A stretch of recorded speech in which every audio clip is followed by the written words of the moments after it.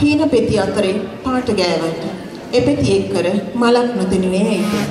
ආදරේ හැඩ කියා දුන්නද සෙනෙහි මට නොමදී වෙන් වෙලා ගියේ ඇයිද? නැවතත් මයුරී වේදිකාවට එක්වන ඔහු ටොරොන්ටෝහි වෙසෙන ප්‍රවීණ ගායන ශිල්පියෙක්.